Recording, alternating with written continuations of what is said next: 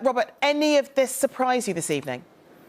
Well, pretty much all of it surprises me because although the Prime Minister has been under tremendous pressure from his backbench MPs for a long time, and he's faced enormous criticism over, the illegal parties that took place behind me, over his stewardship of the economy, just over the last few days about his appointment as Deputy Chief Whip of an individual who has been accused of inappropriately touching colleagues.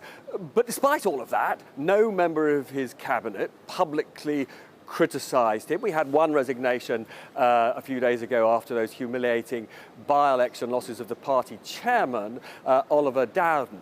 But today, it is an absolute bombshell. I mean, Chancellor, in any government, the most important position other than the Prime Minister. Rishi Sunak's resignation on its own devastating.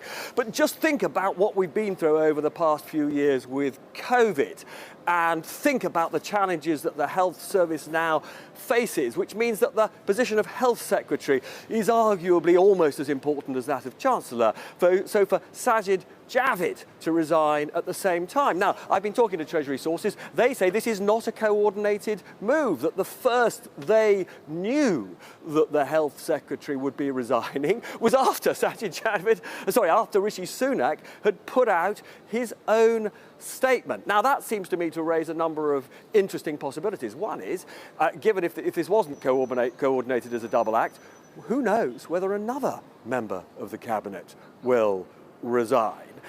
Now, let's get on to the importance here for the Prime Minister. We've got two senior ministers saying they have lost confidence in him. All history tells you that when a Chancellor resigns, we only have to go back, frankly, to the demise of Mrs. Thatcher all those decades ago. When a Chancellor resigns, almost impossible for a Prime Minister to survive. Certainly not for more than a few weeks or months. But for two of his most senior ministers to resign simultaneously, well, if Boris Johnson can survive this, he can survive anything. But tonight, therefore, what will be happening is that Tory MPs will be working out what message to deliver to the Prime Minister. And a significant number of them will be saying he has to go, and he has to go now.